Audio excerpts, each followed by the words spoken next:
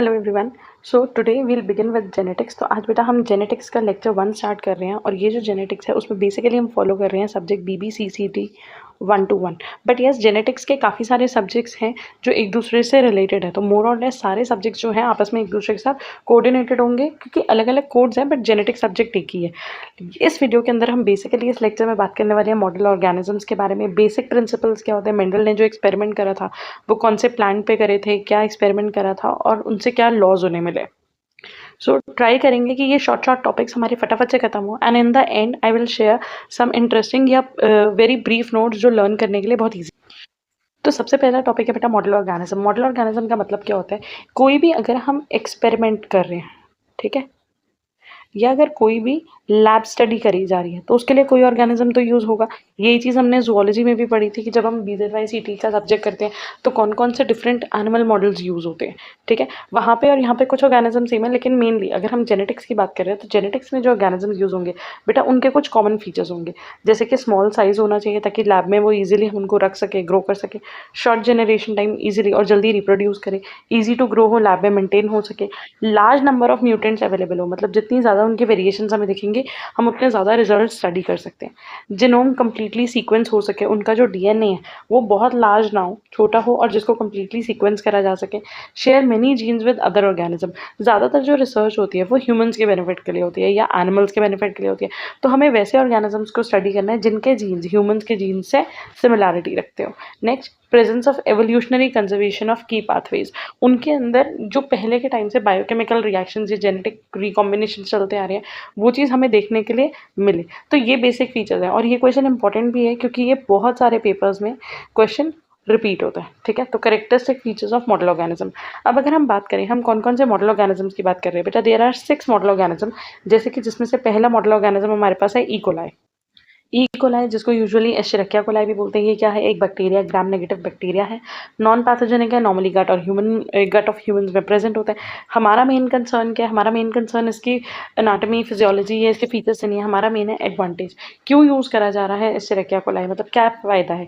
जो हमने common features पढ़े हैं ना वो तो बेटा आ ही रही है कि स्मॉल साइज़ है, ग्रो कर रहा है, लार्ज म्यूटेंट्स है, तो यहाँ पे रैपिड मल्टीप्लिकेशन मतलब कि शॉर्ट लाइफ साइकिल है, grow on agar, easily lab में ग्रो करा जा सकता है। बैक्टीरिया को जब भी ग्रो करते हैं तो कल्चर प्लेट्स होती हैं, कल्चर प्लेट्स में अगार अगार या लिक्विड ब्रॉथ जो होते हैं उनके ऊपर ग्रो करते हैं।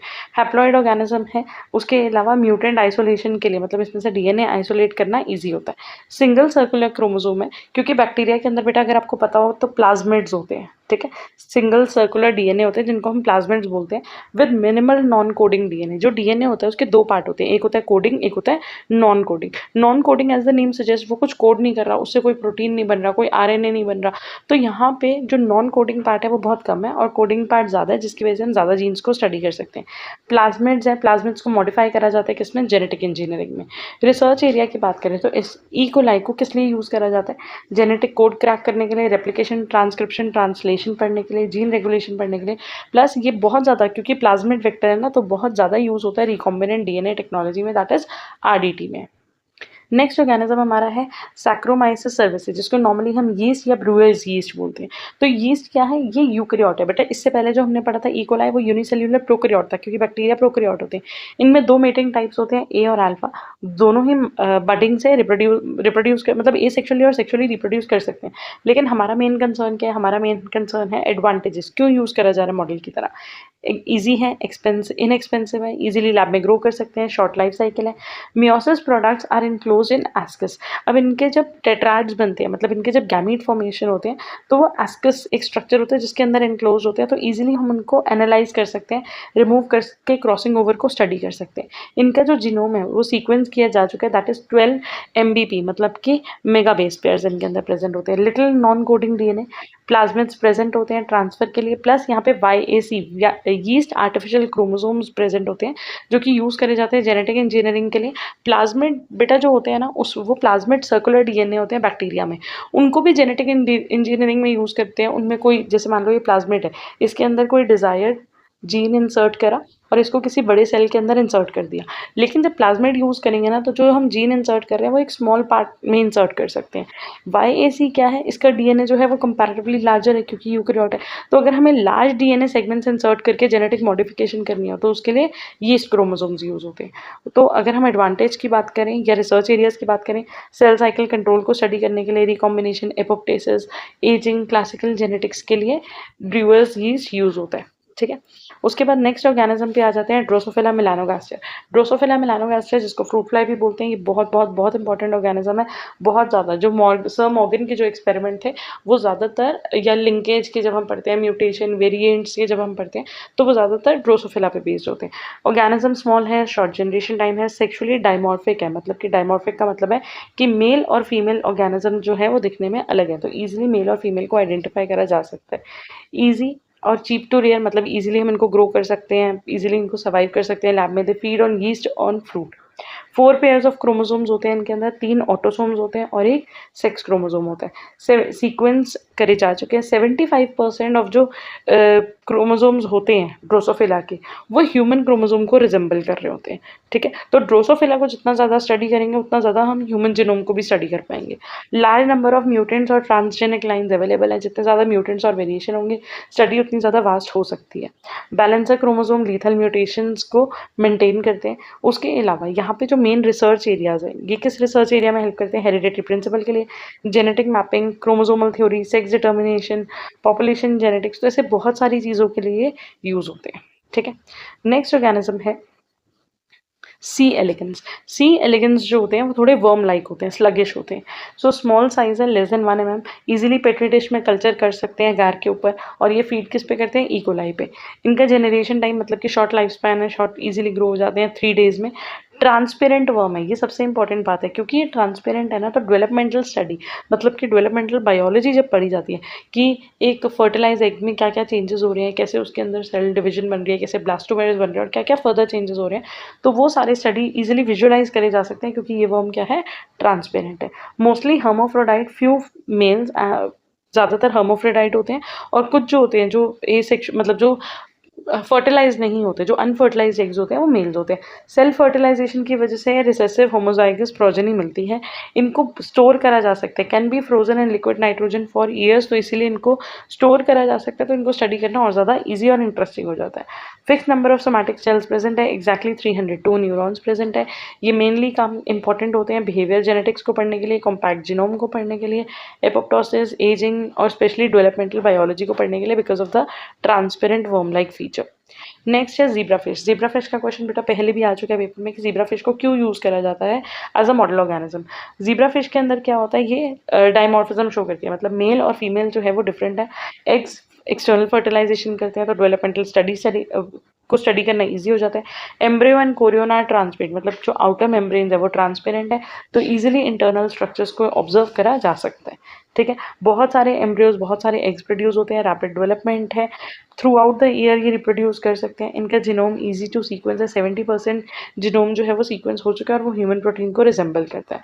रिसर्च एरियाज में ड्रग स्क्रीनिंग के लिए, डेवलपमेंटल स्टेजेस के लिए, एनवायरमेंटल मॉनिटरिंग के लिए, स्किन पिगमेंटेशन के लिए इनको स्टडी करते हैं। तो बेसिकली एक्सटर्नल फर्टिलाइजेशन होने की वजह से, प्लस इनके जो ट्रांसपेरेंट एम्ब्रियो की मेम्ब्रेन है या कोरियन है, मतलब ट्रांसपेरेंट प्रोटेक्टिव लेयर्स है, उसकी वजह से इंटरनल स्ट्रक्चर्स को विजुअलाइज करना, स्टडी करना जो है वो बहुत ज़्यादा ईजी हो जाता है। ठीक है। और जो 70% ऑफ प्रोटीन कोडिंग जीन्स है ह्यूमन के अंदर, वो रिलेट कर रहे होते हैं इनके ज़ेब्राफिश के जीनोम से। ठीक है जी। नेक्स्ट ऑर्गेनिज्म पे आ जाते हैं अराबिडोप्सिस थलियाना। ये जो है बेटा प्लांट है, ये क्वेश्चन पहले भी आया हुआ है कि फ्लावरिंग प्लांट्स को स्टडी करने के लिए कौन सा मॉडल यूज़ करा जाता है, तो वो है अराबिडोप्सिस थलियाना। इसके एडवांटेजेस, अगेन स्मॉल साइज है, शॉर्ट जनरेशन टाइम है, इनएक्सपेंसिव है, easy to grow in lab है। उसके अलावा एक ही प्लांट जो है वो बहुत सारे सीड्स प्रोड्यूस कर रहे हैं। इसका जो जीनोम है वो सीक्वेंस करा जा चुका है, जिसका जो साइज था वो 125 MBP है, नॉन रिपीटेटिव है, स्मॉल फ्लावरिंग प्लांट है। 5 पेयर ऑफ क्रोमोसोम्स प्रेजेंट होते हैं, मतलब कि नॉर्मली 10 क्रोमोसोम प्रेजेंस है। ये इजीली सेल्फ फर्टिलाइज हो जाता है या इजीली क्रॉस फर्टिलाइजेशन करी जा सकती है। प्लस इसके अंदर भी बहुत सारे वेरिएंट्स या म्यूटेंट्स हम बोल सकते हैं ऑब्जर्वेबल हैं, और जितने म्यूटेंट्स हमें मिलेंगे उतने ज़्यादा, या जितने वेरिएंट्स मिलेंगे उतना ज़्यादा स्टडी करना जो है वो इंटरेस्टिंग हो जाता है। तो इनको यूज़ करा जाता है फ्लावर डेवलपमेंट को स्टडी करने के लिए। प्लांट में जिनोम ऑर्गेनाइजेशन कैसा है, जिनोम रेगुलेशन कैसा है, मतलब ट्रांसक्रिप्शन ट्रांसलेशन कैसे रेगुलेट हो रहा है, ये सारी चीज़ों को पढ़ने के लिए, फ्लावर डेवलपमेंट को पढ़ने के लिए, एग्रीकल्चर क्रॉप प्रोडक्शन जैसी चीज़ों को स्टडी करने के लिए यूज़ होता है। नेक्स्ट क्वेश्चन बेटा आ जाता है experiment on plant hybridisation by Mendel, मतलब मेंडल ने जो एक्सपेरिमेंट करा था उसके बारे में आपसे पूछ सकते हैं। दो आपको पता है कि मेंडल ने कौन सा प्लांट यूज करा था, क्यों यूज करा था, लेकिन अगर क्वेश्चन इस फॉर्म में आए experiment on plant hybridisation by Mendel, तो याद रखना वो सिर्फ प्लांट के बारे में पूछ रहे हैं। मेंडल ने कौन सा प्लांट यूज करा था, पी प्लांट यूज करा था, जिनका बोटानिकल नेम क्या होता है, पाइसम सैटिवम। मेंडल ने जब इसको स्टडी करा था तो उन्होंने एक्चुअली इसके 14 वेरिएंट्स पढ़े थे। 14 वेरिएंट्स क्यों? क्योंकि उन्होंने 7 कैरेक्टर्स को एक एक करके स्टडी करा था जिसके अंदर कंट्रास्टिंग ट्रेट्स प्रेजेंट होते हैं। जैसे कि सीड कलर जो है वो येलो भी हो सकता है, ग्रीन भी हो सकता है, सीड शेप राउंड या रिंकल भी हो सकता है, सीड कोट कलर जो होता है वो ग्रे या वाइट हो सकता है, फ्लावर पोजीशन एक्सियल भी हो सकती है बेटा और टर्मिनल भी हो सकती है। उसके अलावा स्टेम की लेंथ टॉल या डॉफ, पॉड कलर उन्होंने देखा था येलो और ग्रीन हो सकता है, पॉड शेप उन्होंने देखी थी कि राउंड या कॉन्स्ट्रक्टेड हो सकती है। प्लस जब उन्होंने ये एक्सपेरिमेंट्स करे थे तो उसमें उन्होंने बेटा जनरल क्रॉस डिजाइन क्या करा था, उन्होंने mono hybrid cross alternating pairs के करके देखे थे। हाइब्रिड को सेल्फ करा था, मतलब सेल्फ फर्टिलाइजेशन, क्योंकि F1 जनरेशन में सेल्फ फर्टिलाइजेशन होती है तो हाइब्रिड को सेल्फ भी करा था। उसके अलावा उन्होंने रेसिप्रोकल क्रॉसेस भी करे थे उनका जीनोटाइप आइडेंटिफाई करने के लिए। ठीक है, तो ये 3 चीज़ें थी जिसकी वजह से उन्होंने प्लांट्स की जो स्टडी थी वो और ज़्यादा सक्सेसफुल हुई थी। उन्होंने मोनो हाइब्रिड क्रॉस करा जिसमें सिंगल ट्रेट को स्टडी करा, बाद में डाई हाइब्रिड क्रॉस करा जिसमें 2 ट्रेट्स को स्टडी करा। फिर उसके बाद आ जाता है what are the keys to Mendel success. Mendel की जो सक्सेस थी, उनका जो इतना फादर ऑफ जेनेटिक्स बोला जाता है, तो क्यों बोला जाता है, उनके इतने सारे रिसर्च जो थे वो सक्सेसफुल क्यों थे? क्योंकि उनकी एक्सपेरिमेंटल अप्रोच बहुत अच्छी थी, सिस्टमेटिक रिकॉर्डिंग थी, वो रिकॉर्ड्स करके डेटा को कैलकुलेट कर रहे थे, रेशियोज निकाल रहे थे, इंटरप्रिटेशन कर रहे थे, तो मैथमेटिकल डाटा को यूज कर रहे थे इंटरप्रिटेशन के लिए। और प्लस उनका जो चॉइस ऑफ एक्सपेरिमेंटल मटेरियल था दैट इज पाइसम सैटिवम, जो पी प्लांट उन्होंने सेलेक्ट करा था, that was a huge success. ठीक है, उसका एक रीजन ये भी था क्योंकि उसके अंदर उन्हें लिंकेज बहुत कम या नहीं मिली थी, तो लिंकेज जैसा या इनकम्प्लीट डोमिनेंस, को डोमिनेंस, एपिस्टासिस, ये कोई भी फीचर पी प्लांट के अंदर उनको नहीं मिला था। ठीक है, अब अगर बात करें उन्होंने पी प्लांट को क्यों सिलेक्ट करा, पी प्लांट बेटा क्योंकि वो इजीली सेल्फ पॉलिनेट हो सकता है। दो क्रॉस पॉलिनेशन कर सकते हैं लेकिन उसमें सेल्फ पॉलिनेशन बहुत जल्दी हो जाएगा, क्रॉस पॉलिनेशन हो सकता है तो इलेबोरेट स्टडी हो गई, इजी टू ग्रो था, शॉर्ट लाइफ साइकिल होता है, इजी टू कल्टिवेट होता है, बहुत सारे हाइब्रिड्स प्रेजेंट थे, 7 कंट्रास्टिंग कैरेक्टर्स प्रेजेंट थे, तो ये सारी रीजन थे जिसकी वजह से उन्होंने पी प्लांट सिलेक्ट करा। तो आपको याद रखना है मेंडल की सक्सेस का reason experimental approach, systematic recording, maths and biology and choice of material. Pea plant को सिलेक्ट करने का रीजन सेल्फ पॉलिनेशन हो सकती है, क्रॉस पॉलिनेशन हो सकती है, ट्रू ब्रीडिंग कर सकते हैं, फर्टाइल प्रोजेनीज होते हैं, शॉर्ट लाइफ साइकिल होते हैं, ह्यूज नंबर ऑफ प्लांट्स मिलते हैं हर लाइफ साइकिल में। नेक्स्ट है उन्होंने जो एक्सपेरिमेंट करे थे उसके बेसिस पर बेटा उन्होंने 2 लॉज दिए थे, law of segregation and law of independent assortment, और उसके अलावा वैसे तो एक और लॉ भी दिया था, law of dominance.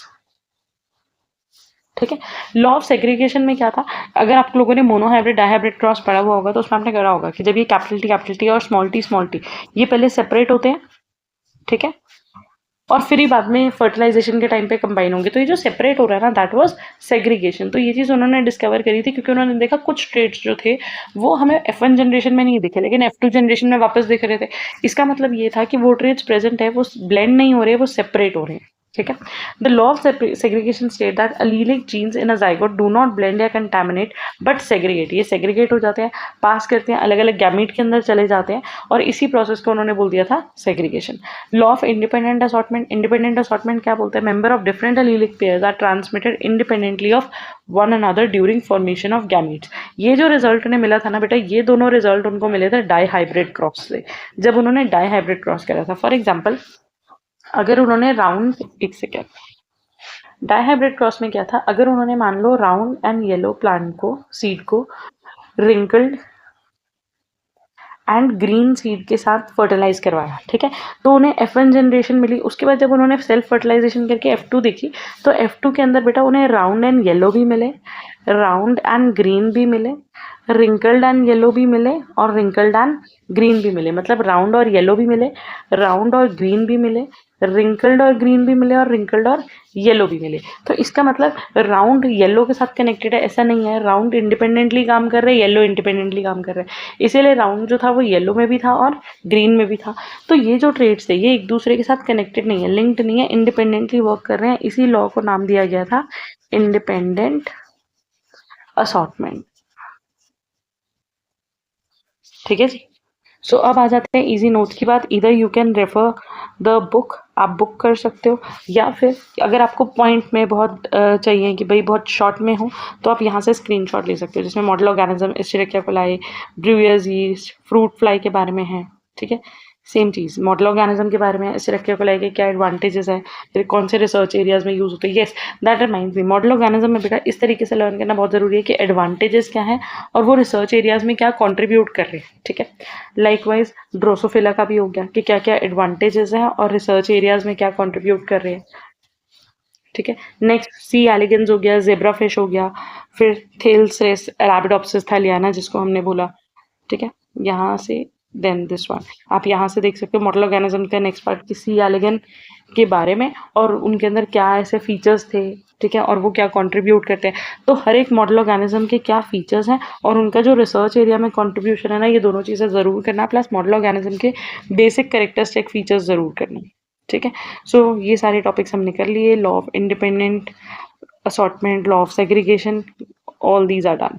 Okay, so this was the first video and yes, that reminds me, बहुत सारी चीज़ें ऐसी हैं बेटा जो हमने ऑलरेडी yes, जेनेटिक्स के बहुत सारे टॉपिक है, जैसे कि monohybrid cross, dihybrid cross, test cross, reciprocal cross. ठीक है, इसके अलावा प्रोबेबिलिटी पे बेस्ड जो क्वेश्चन आते हैं, all these we have already done in the channel. I will put the link of the playlist in the description. Thank you for watching, I hope this is useful for you.